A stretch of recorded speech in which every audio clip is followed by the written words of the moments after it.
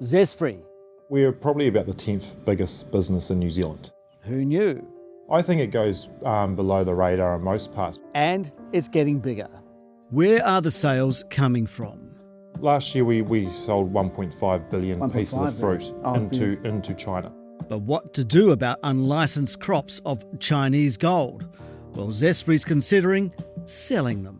We haven't at this stage because we've got to get grower support in New Zealand. Yeah.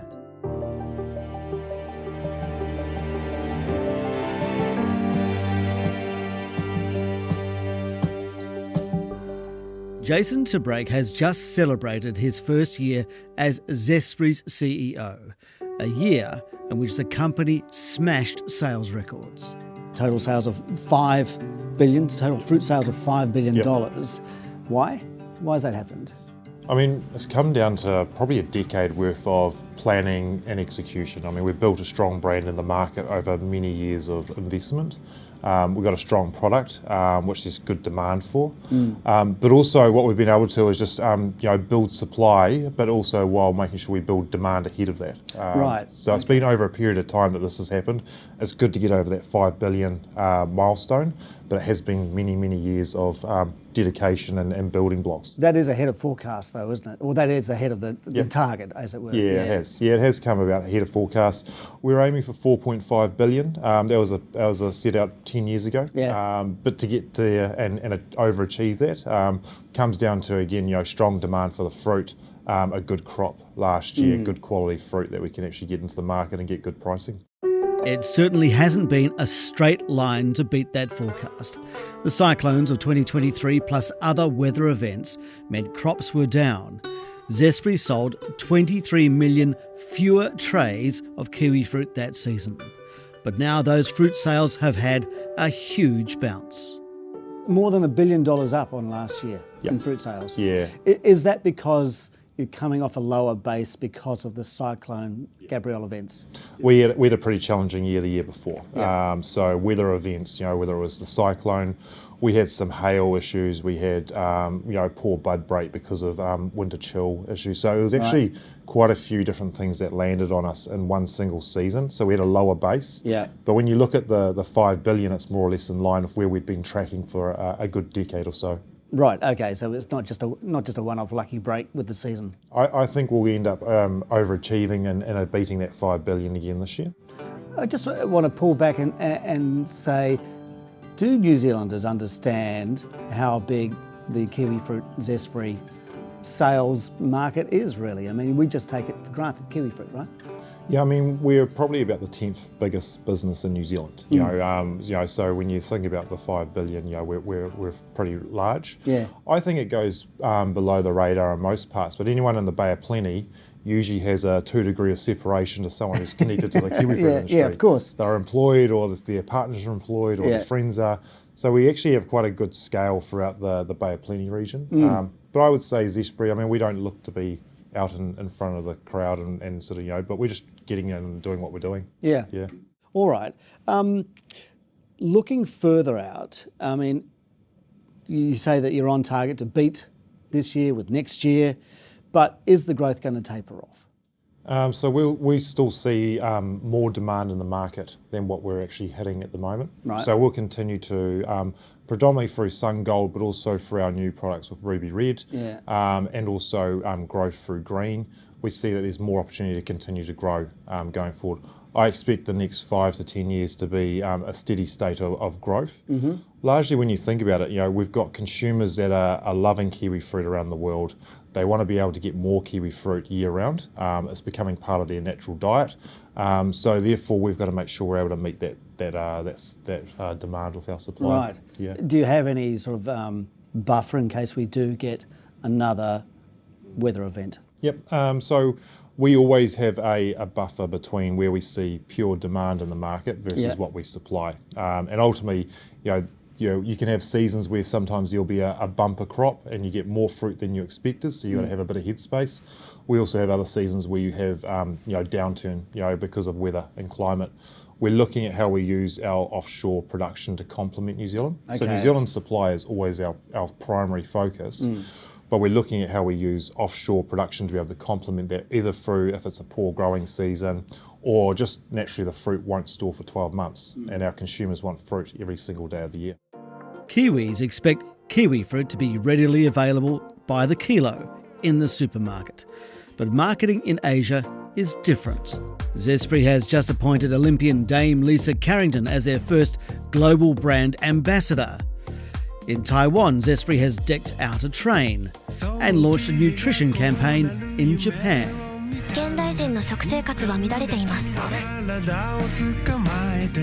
In China, it's come up with a new marketing phrase. I saw you at the recent China Business Summit, and there you talked about something which intrigued me, right? You are selling kiwi fruit in China as healthy eating occasions. Yep. What is the thinking behind that kind of phrase? Yeah, so ultimately it comes down to the product itself is one of, if not the most nutritious piece of fruit in terms of nutrition density for each piece of fruit. We outrank every other fruit. What we're seeing is consumers around the world, they want to buy healthy fruit, they want to buy natural nutrition, and they want to be able to have that for them and their family, but also now society and looking at what the impact that you have on society. So we think we've got a right to play and a right to be able to win in that space of natural nutrition, healthy eating occasions for every single piece of fruit. Last year alone, we had more than 6 billion pieces of fruit go around the world. So every single one of those is a healthy eating occasion. And now there is a new way in China to have your healthy eating occasion delivered by drone. So we actually have kiwi fruit being delivered, so a consumer can go onto their app, they can basically order the kiwi fruit and a drone will bring a piece of kiwi fruit and deliver it. So we're talking one piece of kiwi fruit delivered. You can, and where is that operating? Is that just in like the major centres? Is it in Beijing or Shanghai or is it in other cities? So it's been trialled and started up in southern China, down through Guangzhou area. But ultimately, it's been rolled out through an app that's basically set up to be able to deliver more fruit and more product to people. Right. And we're the first to be able to do kiwi fruit being delivered to people through drones. Right. So I'm still having this mental image of a drone delivering kiwi fruit to me. You can get different pack types, but largely, you can get a drone to bring you one single piece of fruit that drops there, and you basically have your piece of fruit, and off you go. Yeah. But that's the way that the China supply chain is evolving. It's a very, how do we get product to people quickly? Yeah. They're using drones, so it's innovating to get around the traffic systems. It's a lower impact on climate. So that they're looking at how they can continue to innovate their supply chain in China. On the broader growth side in China, you have signed deals with your local partners to double the value of kiwi fruit sales over the next decade. So that's like from 1.3 billion to 2.5 billion? Is that the target? I mean, last year we sold 1.5 billion pieces of fruit into China. Right. So that's 1.5 billion pieces. Or you think we can get out to 3 billion over the next decade.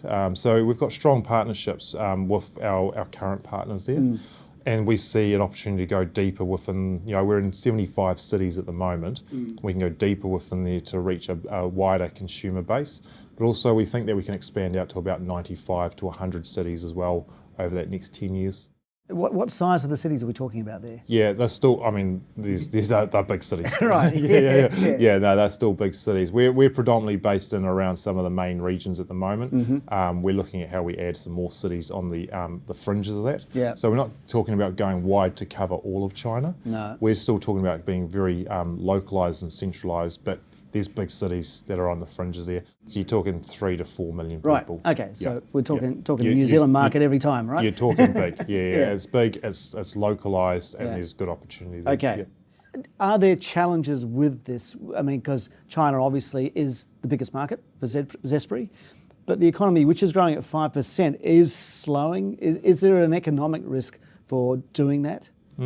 I think the fundamentals of China over the long term are strong. It's still going to be, it's a large economy. Still the culture and the leadership there are still focused on growth, innovation, and how they basically continue to transform the economy. So I think the long-term fundamentals are strong. Certainly going through a bit of a sluggish patch right now in terms of post-COVID and just that sort of recovery time. But when you talk about sluggish for China, it's like growth at 5%. Yeah. So it still outstrips the many other places around the world. Yeah. What about competition? Both locally grown, I guess, is I mean, that's increasing, is it, in China? Is there increasing Chinese gooseberry kiwi fruit competition there? So China's a huge producer of kiwi fruit, but they produce it out of season from us. Right. So we don't have a huge amount of natural crossover. Yep. And largely they're producing green, so Hayward variety. Whereas we're using, predominantly we're selling Sun Gold in China. The taste is a much more appealing to the Chinese consumer, and there's a premiumisation as well because it's a gold flesh piece of fruit. So you're paying more for your Sun Gold than the green. That's right. What about you talk about Sun Gold, and there has been this issue of IP with Sun Gold kiwi fruit in China. Yep. Has that gone away now, or are illegal or non-licensed plantings still increasing over there? So what we've seen, it's there. So It's there. there's about 7,000 to 8,000 hectares that's planted in the ground. We're seeing that production is increasing, but we are also seeing some growers that are starting to now look at taking out because what they're doing is they're essentially saying, will Zespri come in and be part of our marketing strategy or not? We haven't at this stage because we've got to get grower support in New Zealand. Yeah. But at the same time, we're not seeing it being sold through our channels. We're seeing it being sold largely through lower level wholesale channels, some of the sort of secondary e-commerce markets. We don't see a huge crossover, and it's a very different style they've got there around essentially growing fruit and then looking to turn it into cash as quick as possible. So it's not a structured sales program like we run. Is there a possibility, I think you just sort of indicated, a possibility that they want to join in with Zespri's marketing? Are there risks there because this is not your licensed product? Yeah, so this is part of our consideration and what we've got to have a discussion about with growers. We don't see at the moment, that we need to jump in right now. Mm-hmm. We're monitoring to see what the situation is. We are testing the fruit, so they are growing, in some cases, some good high quality fruit that would meet Zespri grade standards. Yeah. So if we were to start procuring fruit there, we're confident we can do that and still give our global quality standards. Mm-hmm. But also we need to make sure we're comfortable with risk and mitigation. Ultimately we'll be using our brand in the market, and also we always need to prioritise New Zealand supply. So can we sell the New Zealand fruit before we sell the China fruit? So those are just some of the implications we have to think through before we go back and talk to our growers about it. Okay, and just while we're still talking about overseas, the geopolitical uncertainty around the world and for the last number of years, but especially now, has that affected Zespri, with your markets in China or Japan or the United States? Yeah, so I was actually up in both Japan and then China when Trump did his Great Liberation Day, which was interesting because on one side of the fence you have the Japanese saying, we're friends with America and we have been for so long, how come we're getting hit here? And then you went to China, and the conversation I had with many of our partners in China was, we're resilient, we're strong, and we're basically going to come out of this together. I think where we're at now, everyone's kind of just got used to that, and it's just now part of just business as usual. So when new announcements happen, you kind of get up to speed, and you find people just move on pretty quickly. So we're not seeing a huge impact. We've had obviously tariff now on our US market since that point. But we're actually seeing more demand in the US than what we thought. Quick interruption. If you're enjoying our independent journalism on the NBR Podcast, don't forget to like, subscribe and rate the show. Even share the episode. Back to it. Let's bring it back home and talk about maybe one of your challenges here, and this is to do with Sun Gold. And this is this issue of another variety that is applying to be recognised as a different kind of gold kiwi fruit. Now, Zespri says it's not. That's right. Where are you up to with that? Are you going to keep fighting this attempt to register that as a different kind of gold? Yeah, ultimately, yes, we are. We're going to keep fighting. So it comes down to a couple of principles, really. We believe that we've got enough evidence to say this is an infringement on our variety right. And we take variety rights very seriously. Our growers have invested over many years to be able to build this variety, to build our brand. So we've got to protect that for our growers. We're also looking, and we had court action with that particular breeder earlier this year to say, well, where else around the world have you distributed this as well? So we're pretty seriously going down both the legal action as well as the opposition through the plant variety right action. Okay. Speaking of plant variety rights, that runs out, I think, in like 2039, the exclusivity for Zespri. Right. Yep. So what are you doing? If you're relying so much on SunGold now, what are you doing to make sure that you've got something that's premium and exclusive to replace that? Yeah, so I look at it this way. I don't think so. You got to have a good product, right? That's whether it's kiwi fruit or any other business, you got to have a good product. We also have a strong brand. We've got the #1 fruit brand around the world. Last year we were able to outstrip our competitors and be that #1 fruit brand in terms of brand power. But also you need a strong supply chain and distribution network, and we've got very good partners around the world. So I think you've got to have all three components to be successful. So ultimately, my view is we continue to focus on those three areas to make sure we're as strong as we can.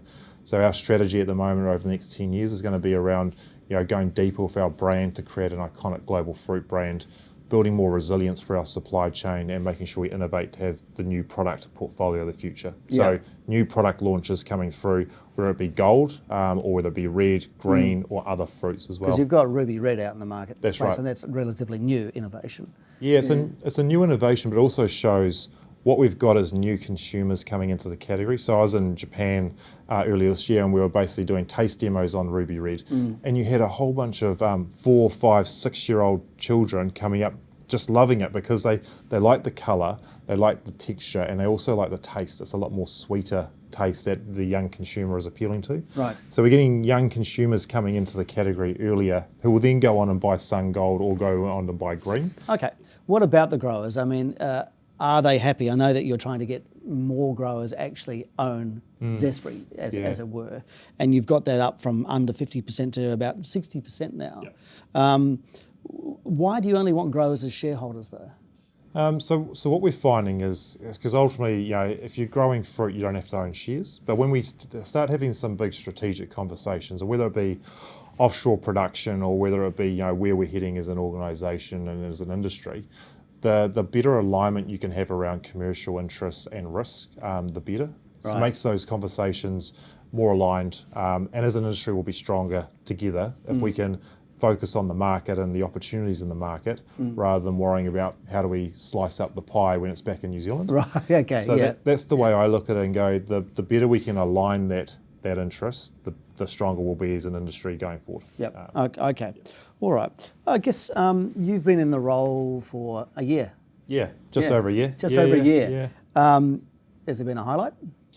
I mean, it's been actually quite enjoyable. I've probably spent more time offshore in the last 12 months than what I had previously, largely trying to connect with our customers, our consumers, and also to see our teams offshore. So that's probably been one of the biggest learnings for me, I'd say, is actually getting more awareness around what we're doing in the market from a brand perspective, because I think the opportunity is huge for us to become that globally iconic fruit brand and really sort of continue to champion not only our kiwi fruit growers but also New Zealand on that stage. I mean, your timing is good, right? To be coming as a CEO, coming in on record crops and demand. Yeah. So you should be happy about that. Yeah. I mean, it's certainly. I mean, last year was a big year. We had to make sure we delivered well. We had a 40% increase in volume last year. So 40%. Yeah. So we focused heavily on delivering. Essentially, what is our core business? Deliver New Zealand fruit into the market for good returns back to our growers. Yeah. But also to get the producer vote for our Northern Hemisphere supply across the line. And then now what I'm really focused on is how do we make sure we're focused on the right things at Zespri for the next 10 years. What are the key fundamental things we need to win? So brand-led demand, our innovation program and our supply chain. So you're setting the 10-year strategy now. Yeah. You've been based in the agricultural and horticultural sectors in your career, really, haven't you? Yeah. Lately, I mean, you've done meat. Yep. You've done milk. Yep. And now you're doing fruit. Yep. Yeah, exactly. Is there anything else to do? Well, for me, I grew up on a dairy farm. Right. I'm from a farming family. My family's still farming. I was Right. the black sheep that went away and didn't come Oh back to dear, the farm. naughty Jason. Yeah, exactly. But for me, it's always been around, how do we grow premium food from the land? Yeah. And then how do we play a role in marketing that around the world to bring those premium values back to our growers and our farmers in New Zealand? So I've been always more interested in about how do you take it from the farm gate around the world Yep. versus actually growing it in the first instance. You would be proud, I guess, of the primary sector as it stands at the moment, because we're coming off the back of the recession, and the one area that is actually carrying New Zealand is the primary sector, whether it's horticulture or agriculture. Yeah.